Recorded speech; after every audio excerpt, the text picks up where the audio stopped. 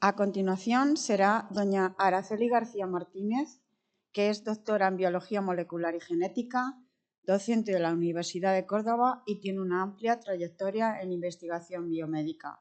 Nos hablará de cerebro, lactancia y tecnología, una mirada integral desde la evidencia y la conexión. Araceli.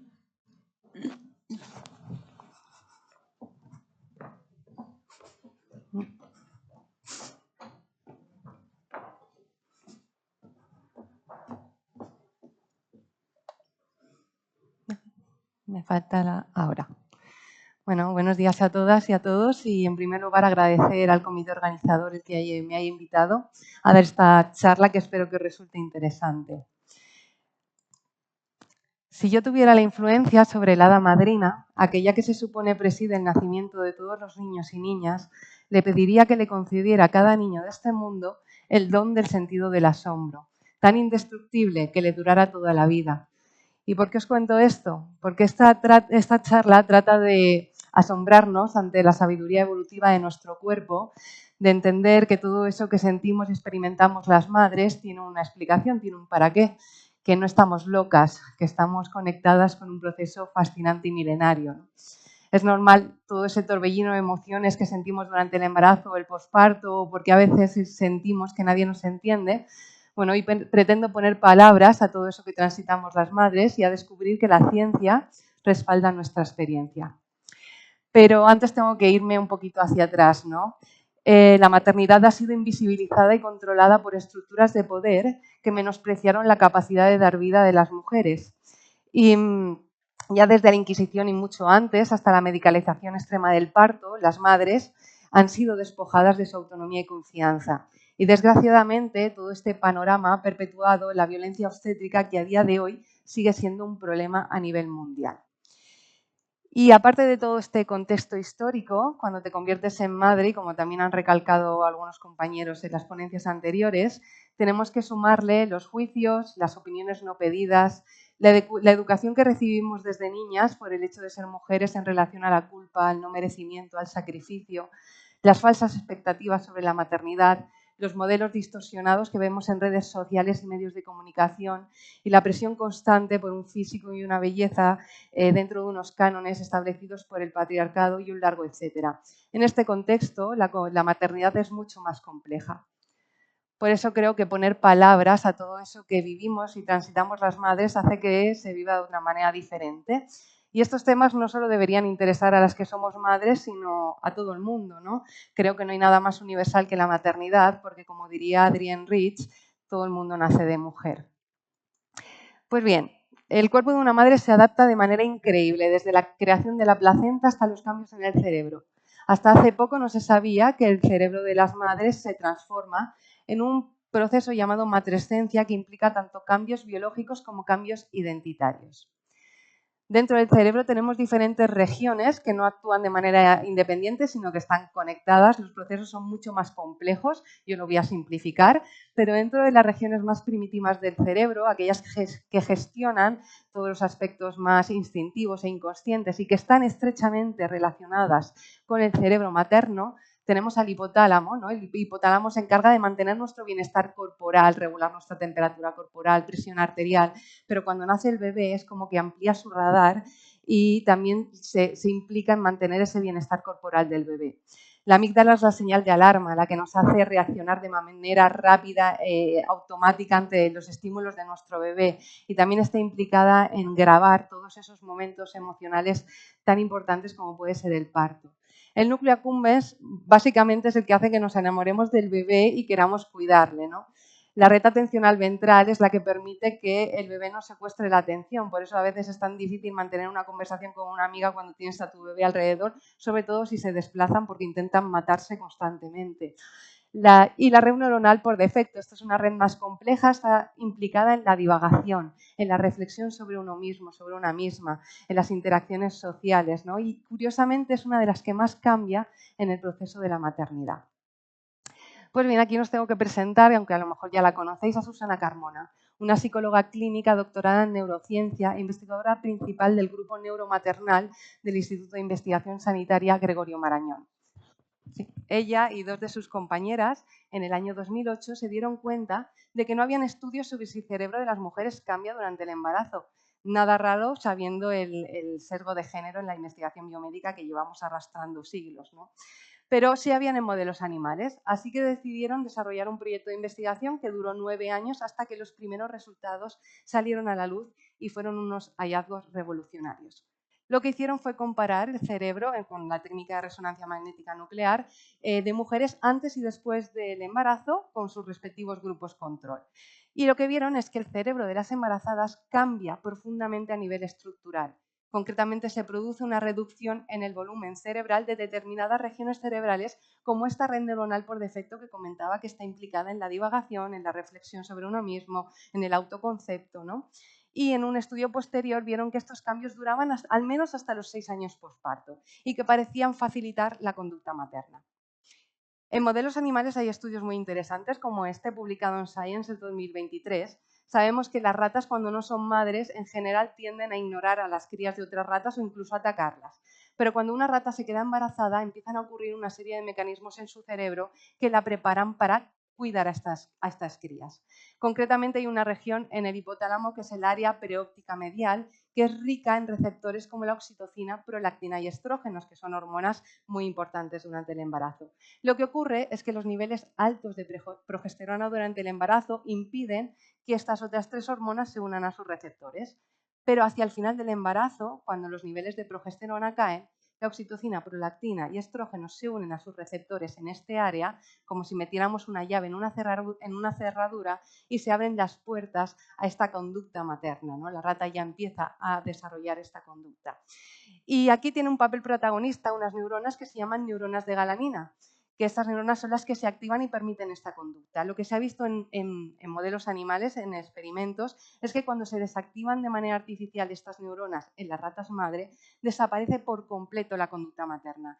Y más asombrosamente, cuando se activan artificialmente en ratas vírgenes o incluso machos, estos empiezan a tener esta conducta de cuidado hacia las crías.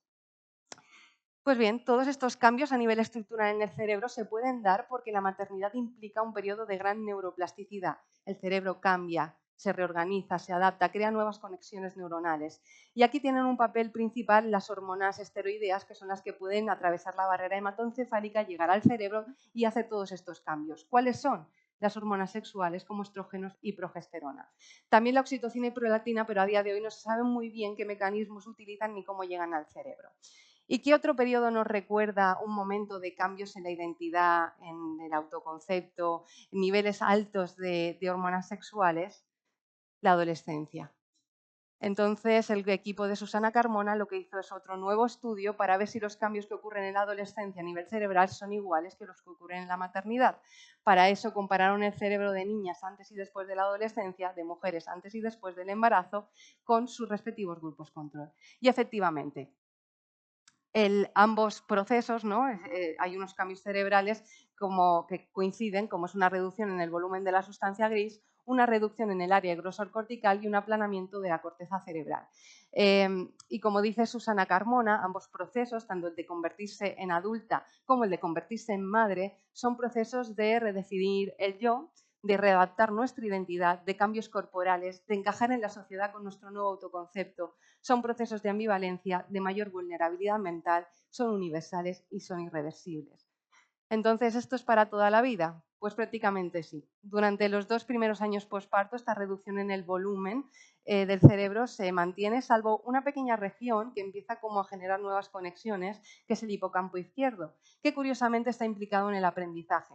Estaremos de acuerdo en que una de las características fundamentales de la maternidad es el aprendizaje de una serie de tareas altamente demandantes para mantener con vida a un ser humano y, por lo tanto, la supervivencia de la especie humana, ¿no?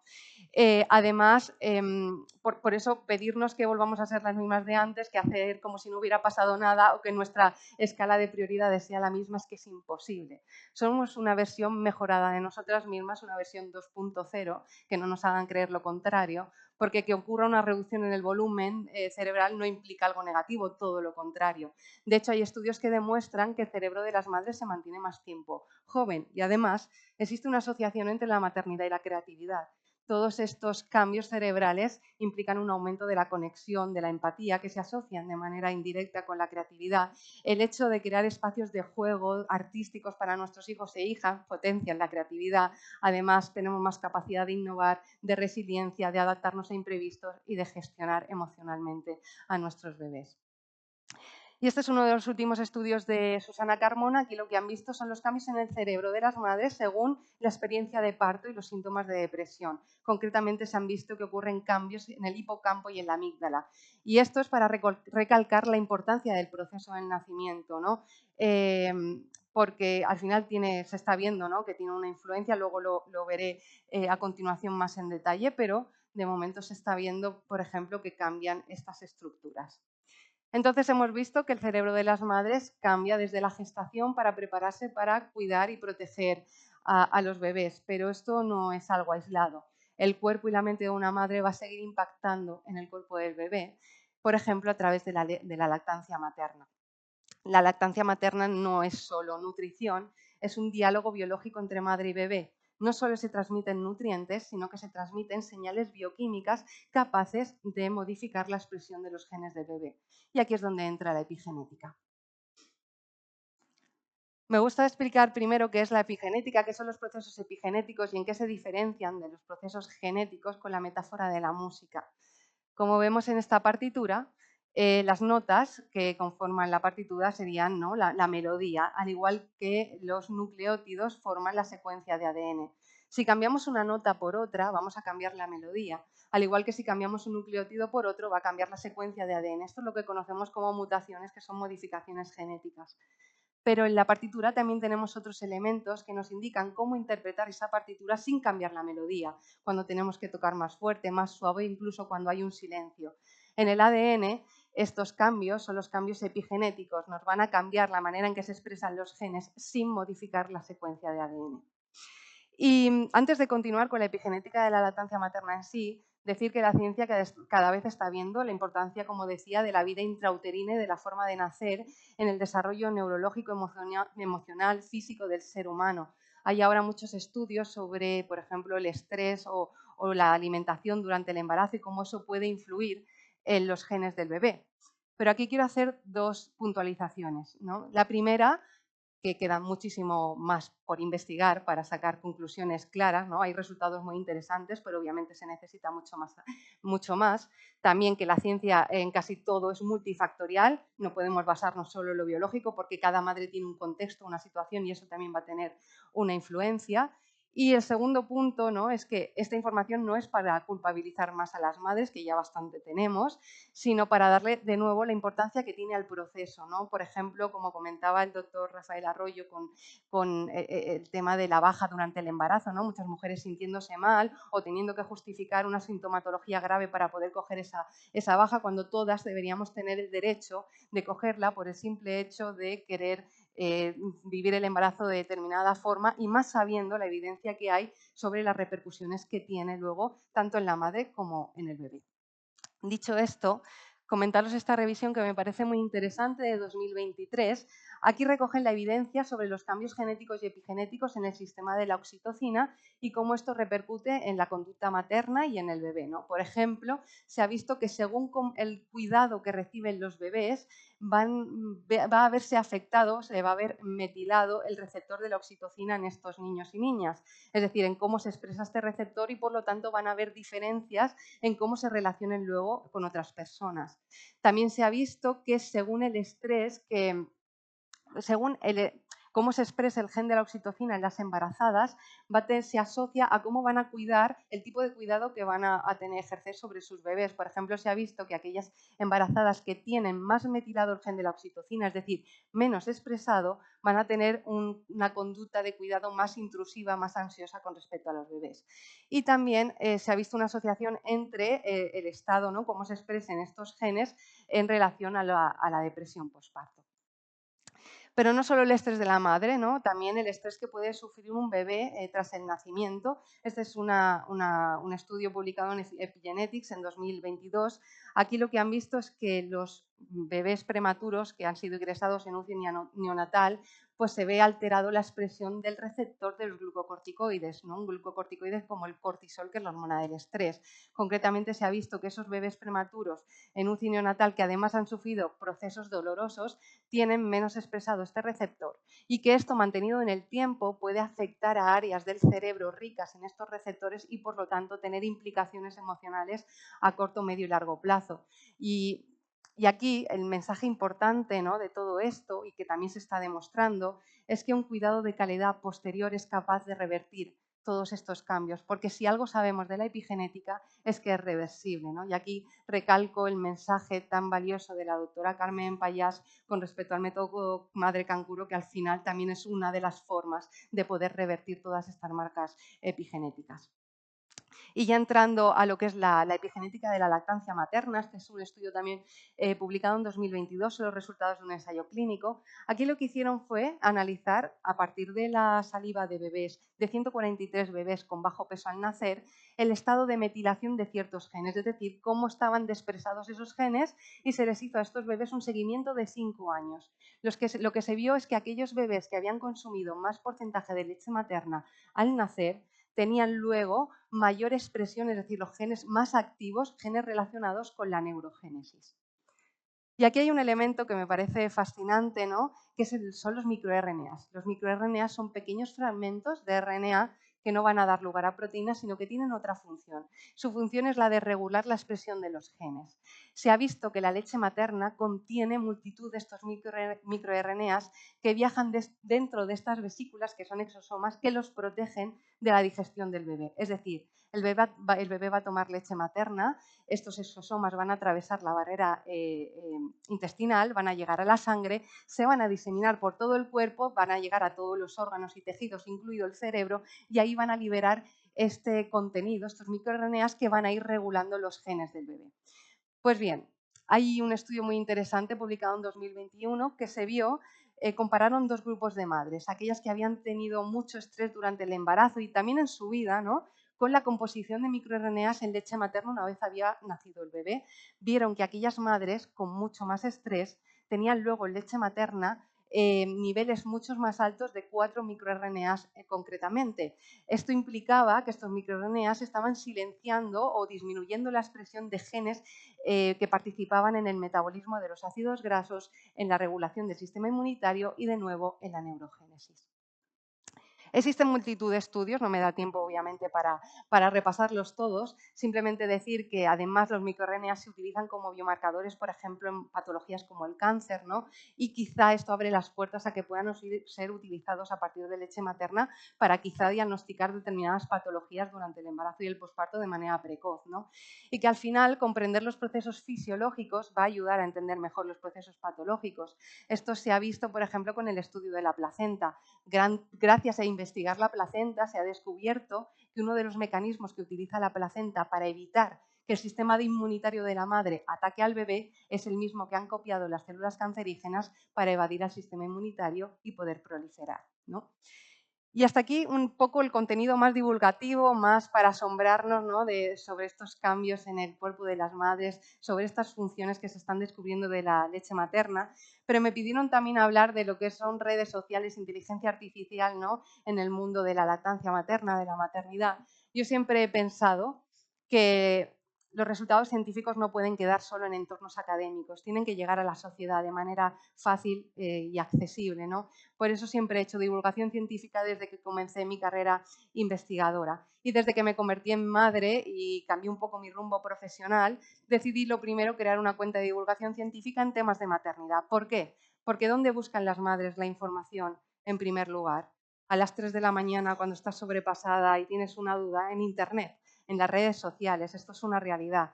Y esto hay información muy rigurosa y muy valiosa en redes sociales, pero también hay lo contrario. Entonces creo que si algunas profesionales que estáis aquí tenéis alguna cuenta o estáis pensando en sacarlo adelante, me parece fundamental. Yo sé que se necesita tiempo y tenemos falta de tiempo, yo sé que esto a veces se hace por amor al arte, pero hay veces que hay que recordar, ¿no?, dónde está el foco, y es que esas madres primero, y como se ha visto, buscan esa información en redes sociales y tenemos que contrarrestar toda esa desinformación, esos mitos, esos bulos que corren por redes sociales. ¿Qué recomendaciones os podría hacer yo sin ser experta, ¿no?, en este tema, ¿no?, pero que yo he aprendido en este tiempo? Primero, tener claro a qué público me estoy dirigiendo y qué mensaje quiero transmitir, y a partir de mis valores poder empezar a hacer publicaciones que lleguen a esas madres y familias.